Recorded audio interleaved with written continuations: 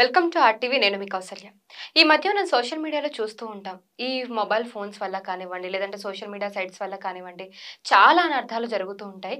ఇప్పుడు రీసెంట్‌గా మనం చూసుకుంటే కరీంనగర్‌లో ఒక అమ్మాయిని ఆహ్, అంటే గత 2 సంవత్సరాలుగా రేప్ చేస్తున్నారంట. సో, ఇలా అట్లా చేయడం అనేది ఎంత ఘోరం అసలు. అదే ఇన్‌స్టాగ్రామ్‌లో పరిచయమైన వ్యక్తితో ఫ్రెండ్‌షిప్ చేయడం, ఆ వ్యక్తి వాళ్ళ ఫ్రెండ్స్‌తో కూడా తనని రేప్ చేయించడం, అది 2 ఇయర్స్‌గా ఇలా కొనసాగడం. ఇప్పుడు ఈ వార్త సోషల్ మీడియాలో ట్రెండ్ అవుతుంది. అసలు దీని గురించి మనం పూర్తి వివరాలు తెలుసుకుందాం. అసలు సోషల్ మీడియా ప్రభావం జనాల మీద ఏ విధంగా ఉంది? మనం వాటిని ఎలా యూజ్ చేసుకోవాలి? ఏంటని మనం వివరించి తెలుసుకుందాం. దాని గురించి చర్చిద్దాం. సో, ఈరోజు మనతో పాటు ఉన్నారు social activist and political analyst Krishnakumari గారు. ఆవిడతో మాట్లాడదాం. నమస్తే మ్యామ్. నమస్తే. మ్యామ్, రీసెంట్‌గా ఒక న్యూస్ అయితే బయటకొచ్చింది. కరీంనగర్‌లో ఇలా ఒక అమ్మాయిని గ్యాంగ్ రేప్ చేశారు అని చెప్పి. సో, ఆ అమ్మాయి 10థ్ క్లాస్‌లో పరిచయమైన అబ్బాయి. ఇప్పుడు అమ్మాయికి ఇంటర్ సెకండ్ ఇయర్. సో, ఈ విషయం చూస్తే ఏమనిపిస్తుంది మేడం? అసలు ఈ మొబైల్ ఫోన్స్ వల్ల, సోషల్ మీడియా వల్ల సో, ఇలాంటి అనర్థాలు జరుగుతున్నాయి. దీనికి మెయిన్ కారణం ఎవరు? దీన్ని మనం ఎలా చూడొచ్చు ఈ ఇష్యూని? ఇది చాలా బాధాకరమైన విషయం అండి. అసలు ఈ టెక్నాలజీని ఇంతగా ప్రజల్లోకి, ప్రజల మనసుల్లోకి, ప్రజల చేతుల్లోకి, ప్రజల ఇళ్లల్లోకి పంపించిన స్వార్థపరులైన వ్యాపారస్తులది తప్పు మొదటగా. వీళ్ళని నియంత్రించని ప్రభుత్వాలది తప్పు. అలాగే ఆఖరిగా వచ్చేసరికి అందరి ప్రశ్న ఎవరి మీద చూపిస్తది అంటే తల్లిదండ్రులు ఏం చేస్తున్నారు? టీచర్లు ఏం చేస్తున్నారు? అని మాట్లాడతారు. అవును. కానీ వీళ్ళ పాత్ర పరిమితం ఈ విషయంలో. హుహు.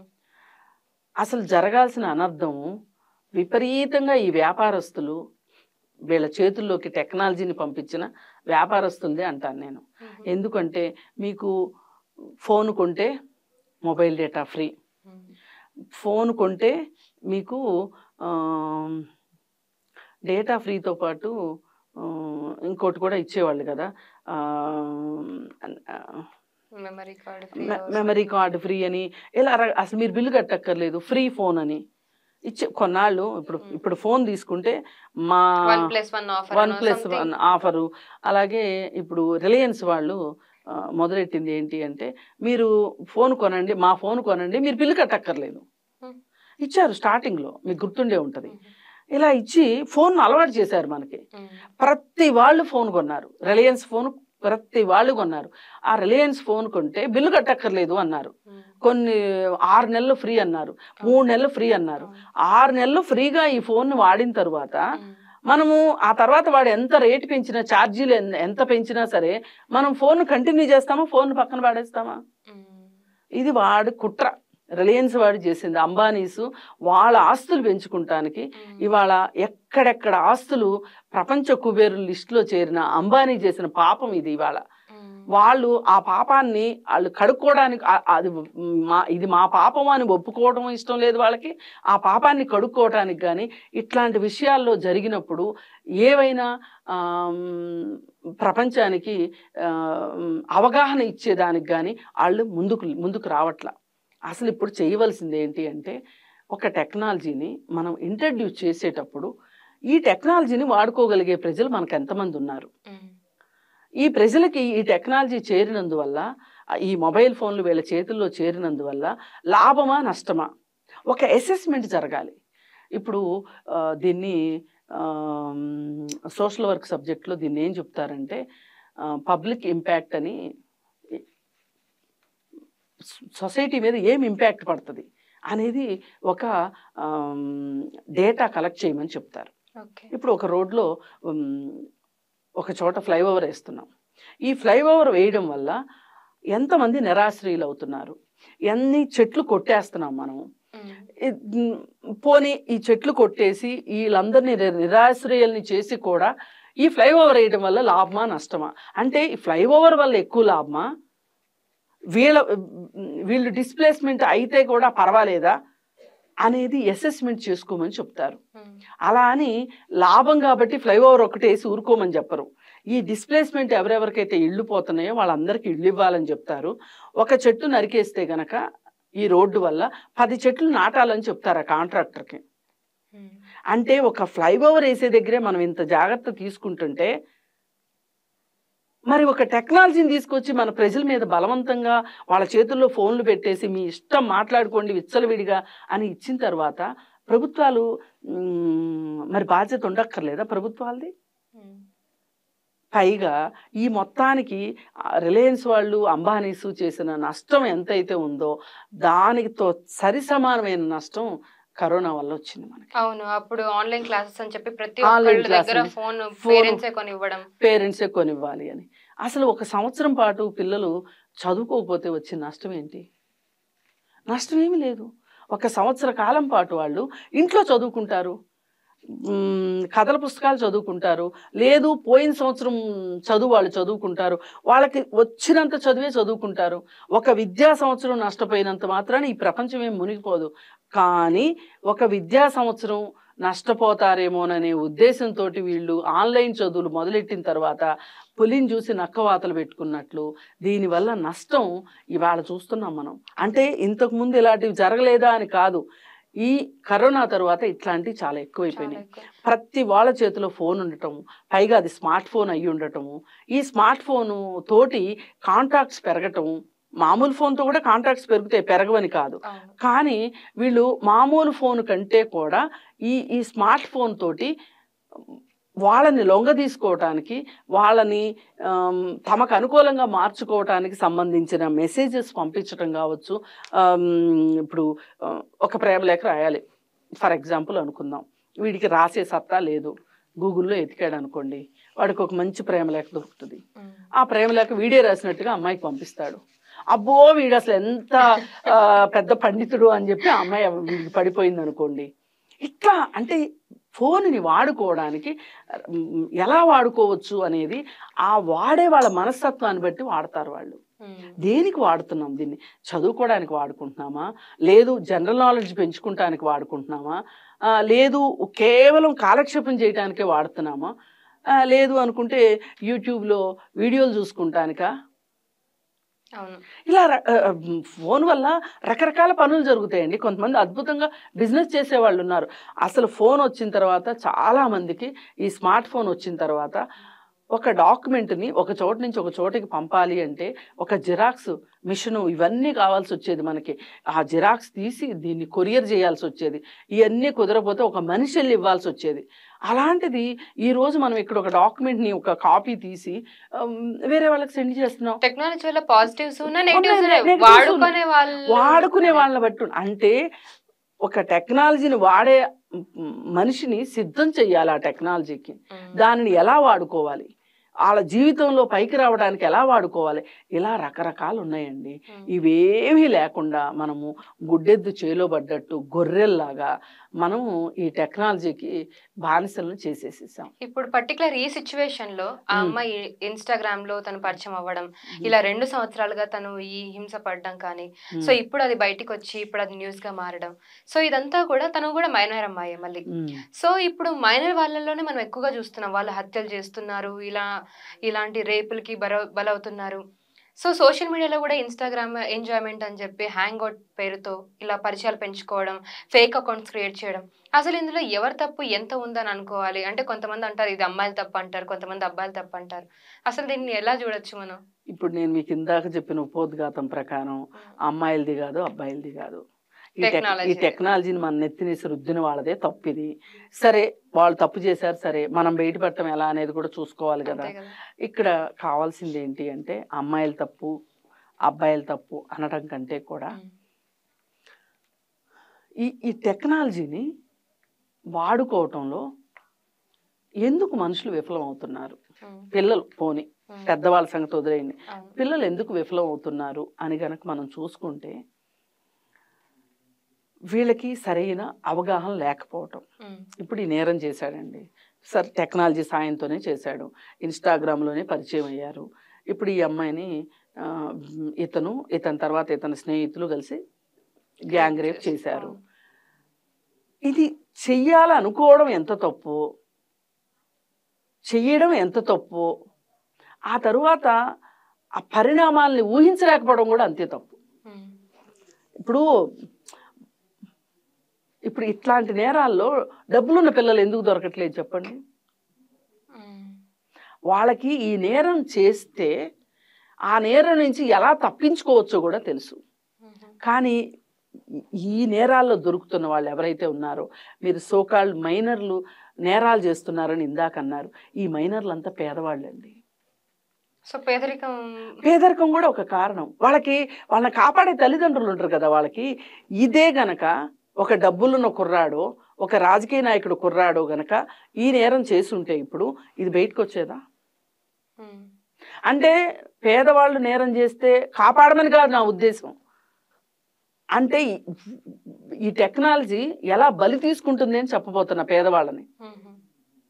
సో ఎవరు చేసినా నేరమే. డబ్బులున్న వాళ్ళు చేసినా. ఇప్పుడు నిన్న కాక మొన్న కర్ణాటకలో రేవಣ್ణ విషయం, ప్రజ్వల్ రేవಣ್ణ విషయం బయటకు వచ్చింది. అవును. ప్రజ్వల్ రేవಣ್ణ అని ఫ్లైట్ ఎక్కించి పంపించగలిగాడు వాళ్ళ నాన్న మోడీ సాయంతో.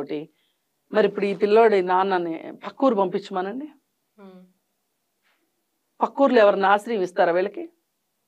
నేను ఆ తేడా గురించి నేను చెప్పదలుచుకున్నా. ఉమ్, సరే, ఏది ఏమైనా వీళ్ళెందుకు ఈ ఈ ఈ ఈ బాల నేరస్తులు ఎందుకు తయారవుతున్నారు, ఉమ్, మైనర్లు ఎందుకు నేరాలు చేస్తున్నారు, ఎలా నేరాలు చేస్తున్నారు అనడానికి కూడా మళ్ళీ టెక్నాలజీయే కారణం. ఇప్పుడు నేను గూగుల్లో సెర్చ్ చేస్తే ఒక మనిషిని చంపటానికి నాకు ఒక 10 పద్ధతులు చెప్పండి అంటే క్షణంలో గూగుల్ నుంచి వచ్చేస్తాయి. ఉమ్, అసలు గూగుల్లో ఇలాంటిది సెర్చ్ చేస్తున్నారని తెలిసినప్పుడు గూగుల్ ఎందుకు దీని మీద నియంత్రణ పెట్టట్లేదు? ఉమ్, పెట్టాలి కదా. అవును. అసలు మనిషిని చంపటానికి మార్గాలు అడుగుతున్నాడు అంటేనే వాడు హంతకుడు అవ్వటానికి 4-3 మెట్లు వేసేసాడని అర్థం. ఉమ్, అలాంటి వాడికి టెక్నాలజీ ఎందుకు సాయం చేయాలి?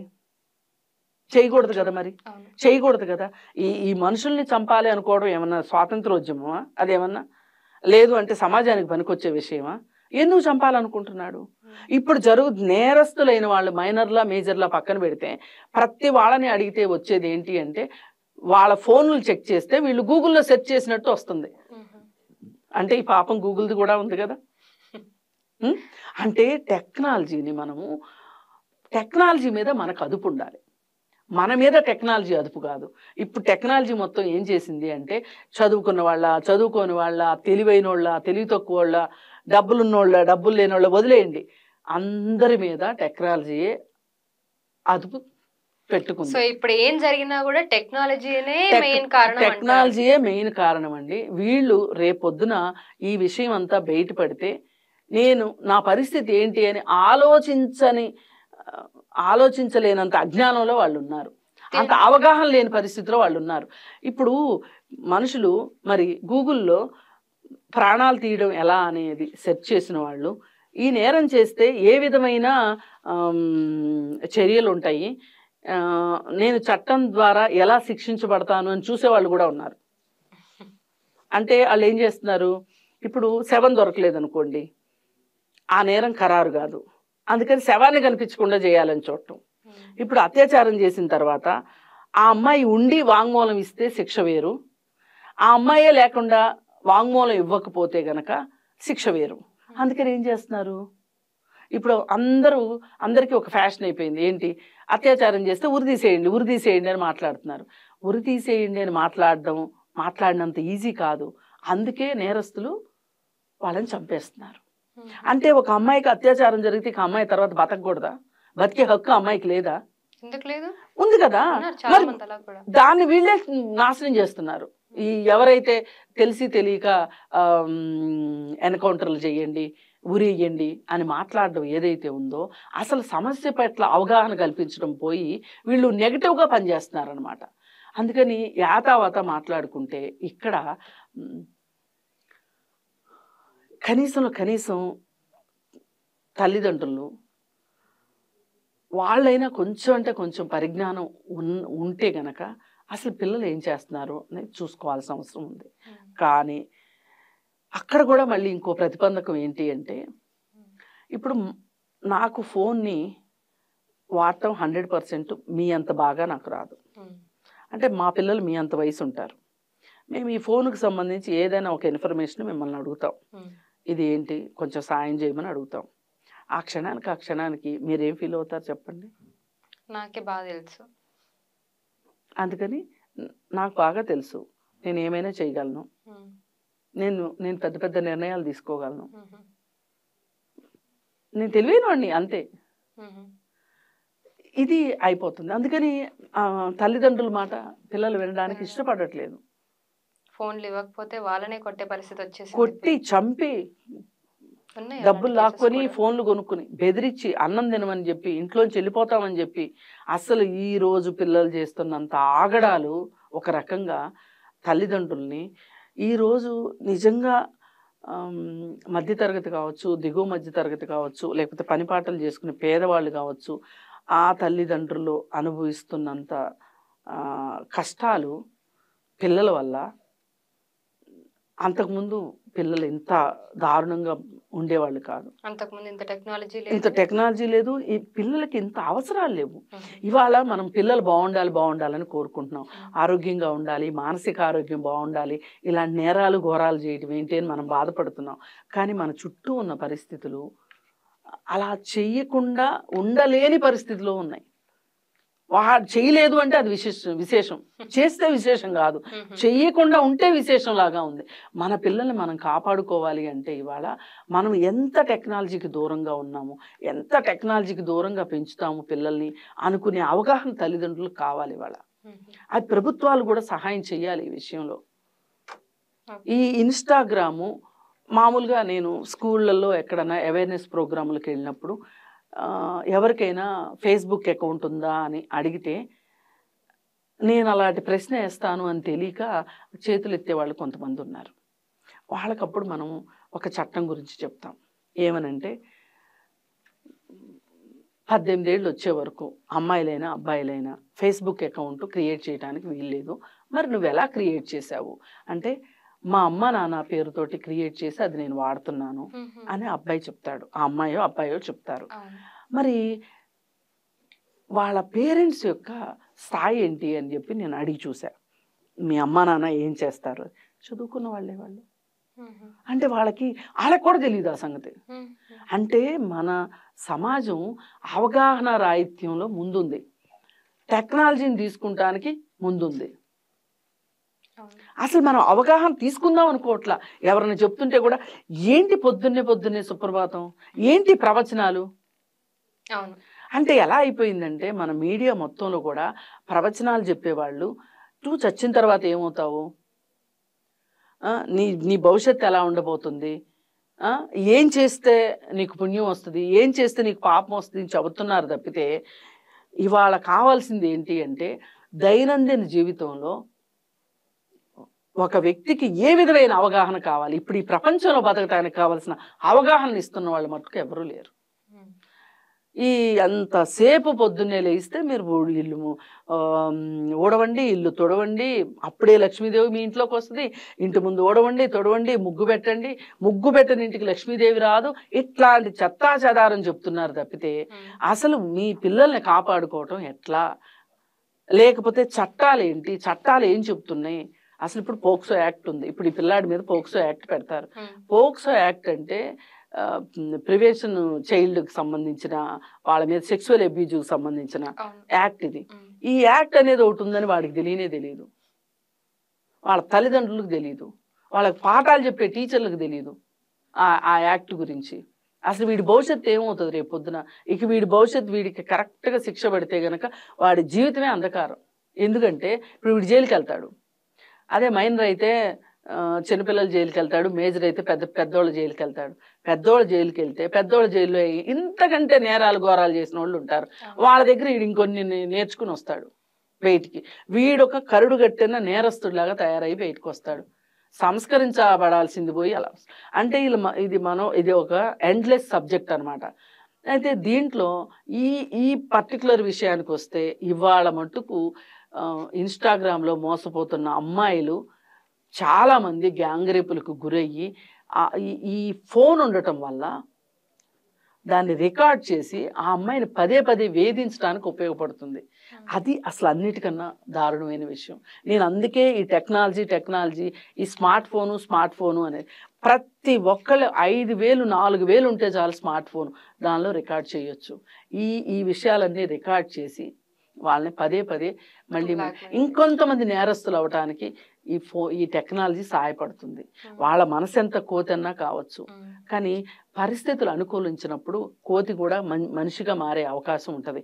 అంటే ఇట్లాంటి పనులు చేసే అవకాశం లేనప్పుడు ఇప్పుడు ఏమైపోతుంది, ఇలాంటి అవకాశాలు ఎక్కువ ఉంటున్నాయి. దీనివల్ల ఈ ఇన్స్టాగ్రాము అమ్మాయిలు వాడటము, అబ్బాయిలు వాడటము. అసలు ఇన్స్టాగ్రామ్ ఎందుకు, ఏం అవసరము అంటే, నాకు రాదు ఇన్స్టాగ్రామ్ ఆపరేట్ చేయటం, కానీ నాకు తెలిసి చదువు సంజయ్ లేవు ఆ అమ్మాయికి. ఒక పని చేసుకునే వాచ్మెన్ కూతురికి ఇన్స్టాగ్రామ్ ఆపరేట్ చేస్తుంటుంది, అప్పుడప్పుడు నోటిఫికేషన్స్ వస్తూ ఉంటాయి. మరి దీనికి ఏం చెప్తాం మనం? అసలు ఎట్లా తెలిసింది ఈ అమ్మాయికి ఇన్స్టాగ్రామ్లో అమ్మాయి పెట్టే ఫోటోలు చూస్తే మనకి పరమ అసహ్యంగా ఉంటాయి. వాళ్ళు నుంచున్నా, కూర్చున్నా, పిల్లల్ని ఎత్తుకున్నా, పిల్లలకు పాలిస్తున్నా, పిల్లలకు తిండి పెడుతున్నా, అన్నీ సర్వం పెట్టేస్తుంది ఇన్స్టాగ్రామ్లో. ఆ అమ్మాయికి ఏంటంటే, నేను ఇన్స్టాగ్రామ్ వాడుతున్నా, నేను ఫోన్ వాడుతున్నా, నేనొక అంటే జనజీవన స్రవంతిలో కలిసిపోయానన్నంత ఫీలింగ్లోకి వాళ్ళు వెళ్తున్నారు. కానీ వాళ్ళు కూడా జనజీవన స్రవంతిలోకి రావాల్సిన వాళ్ళే, కానీ ఎలా రావాలి? ఈ టెక్నాలజీ ద్వారా అయితే కాదు కదా. వాళ్ళ పిల్లలకు మంచిగా చదువు, వాళ్ళకి చదువు వచ్చినా రాపోయినా పిల్లలకు చదువు చెప్పుకోవాలి, పిల్లల్ని పైకి తీసుకొచ్చుకోవాలి. మనకున్న ఆర్థిక వనరులతోటి మనం ఎలా ఉండాలి, మన జీవితాన్ని ఎలా ప్లాన్ చేసుకోవాలి, ఇలాంటి వాటిల్లో ఆలోచించుకోకుండా వీళ్ళు ఎంతసేపు ఇన్స్టాగ్రామ్లో ప్రతిరోజు ఫోటోలు అప్లోడ్ చేస్తా అమ్మాయి. నాకు అడగాలనిపిస్తుంది, అవగాహన ఇవ్వాలనిపిస్తుంది, కానీ వాళ్ళు తీసుకునేందుకు సిద్ధంగా ఉన్నారా అనేది ఒక ప్రశ్న. ఇది మా జీవితం, మాకున్న చిన్న ఆనందం, దీన్ని కూడా దూరం చేస్తారా? మాకేమన్నా పెద్ద పెద్ద ఉద్యోగాలు ఉన్నాయా? మీకులాగా పెద్ద పెద్ద కార్లు ఉన్నాయా? మాకున్నది చిన్నది ఈ ఆనందం, ఇందులో మమ్మల్ని ఆనందంగా ఉండనివ్వండి అని మాట్లాడతారు మళ్ళీ వాళ్ళు. కానీ ఈ చిన్న ఆనందం ఏదైతే ఉందో, ఇప్పుడు ఆ గ్యాంగ్ రేపుకు గురైన అమ్మాయి జీవితం రేపు పొద్దున ఏం అవ్వబోతుంది? అసలు 18 సంవత్సరాల లోపు ఈ అత్యాచారానికి గురైన వాళ్ళు కానీ, లేదు ఇట్లాంటి సెక్సువల్ యాక్ట్లో పాల్గొన్న వాళ్ళు కానీ, వాళ్ళ మానసిక పరిస్థితిలో చాలా చాలా విపరీతమైన మార్పులు వచ్చే అవకాశం ఉంది. వాటిని ఒక థెరపీ ద్వారా నయం చేయగలుగుతాం. వాళ్ళు మానసికంగా మటుకు సరిగా ఉండరు ఇలా జరిగిన వాళ్ళు. వాళ్ళ భవిష్యత్తులో ఇలా వాళ్ళ మానసిక ఆరోగ్యం మీద చాలా ప్రభావం ఉంటుంది. మరి ఇలాంటి వాళ్ళని ఎలా కాపాడుకోవాలి? ఇప్పుడు అతనికా శిక్ష పడుతుంది. మరి ఈ అమ్మాయి చదువు సంజలు ఎట్లా, ఈ అమ్మాయి మానసిక పరిస్థితి ఏంటి? ఇట్లాంటి వాటికి ఒక రీహాబ్ సెంటర్స్ కావాలి మనకి. అంటే టెక్నాలజీ ఏదో దరిద్రం చేసేసాం అయిపోయింది, కనీసం ఈ టెక్నాలజీ వల్ల వచ్చిన దుష్పరిణామాలని, ఇప్పుడు తాగుబోతులు ఉంటారు, వాళ్ళు తాగిన తర్వాత మరీ వీర తాగుబోతులు అయిపోయి ఆరోగ్యాలు పాడు చేసుకున్న తర్వాత వాళ్ళని బాగు చేయాల్సిన బాధ్యత ప్రభుత్వాలది. ఇది ఎంతమందికి తెలుసు? ఆబ్కారీ యాక్ట్లో ఉంది ఇది. తాగి ఆరోగ్యం పాడు చేసుకుంటే వాడిని రీహాబ్ సెంటర్లో పెట్టాలి, జిల్లాకు ఒక రీహాబ్ సెంటర్ ఉండాలి. అది అబ్కారీ యాక్ట్లో ఉంది. ఎంతమంది చేస్తున్నారు? ఎక్కడన్నా అసలు ఉందనే సంగతి తెలీదు. అసలు తాగడం వల్ల ఎన్ని అనర్థాలు ఉన్నాయి అనేది పెద్ద పెద్ద బ్యానర్లు కట్టి అడ్వర్టైజ్మెంట్లు వేయాలి. సినిమాకి వెళ్ళినప్పుడు సినిమా ముందు వేస్తున్నారు చాలా చాలా తక్కువ. అవి వేసే కంటే కూడా మన ప్రమోషనల్ ప్రోగ్రామ్స్ వేసుకుంటాం తప్పితే దానికి చాలా తక్కువ సమయం ఇస్తున్నాం మనం. అలాగే రోడ్ల పక్కన హోర్డింగ్స్ పెట్టాలి, ఇవన్నీ చెయ్యాలి. మరి చెయ్యట్లేదు కదా. అలాగే ఇప్పుడు ఈ విషయంలో కూడా అదే జరగాల్సింది. ఇలా జరిగిన అమ్మాయిలకి వీళ్ళని ఒక పునరావాస కేంద్రాల్లో పెట్టి, రీహాబ్ సెంటర్లో పెట్టి, వాళ్ళ మానసిక ఆరోగ్యం అంటే భవిష్యత్తు పైన ఈ దుర్ఘటన యొక్క ప్రభావం ఉండకుండా చూసే బాధ్యత ప్రభుత్వాన్ని కనీసం ఇదైనా చేయాలి. అంటే ఏంటంటే బతికుండగా పట్టించుకోకపోయినా చనిపోయిన తర్వాత అయినా దహన సంస్కారాలు సరిగ్గా చేయాలంటారు కదా, అలాంటిది అనమాట. Okay madam, thank you so much for the information. So చూసారు కదా, సో ఇది ఇవాళ మన ఇంటర్వ్యూ. మళ్ళీ ఇంకొక ఇంటర్వ్యూలో మరి ఉంటాను. Thank you so much. Okay madam, thank you so much. Thank you. మరిన్ని వీడియోస్ కోసం ఛానల్ ని సబ్స్క్రైబ్ చేయండి, లేటెస్ట్ అప్డేట్స్ కోసం వాట్సాప్ ఛానల్ ని ఫాలో చేయండి, అండ్ లింక్ డిస్క్రిప్షన్ లో ఉంది.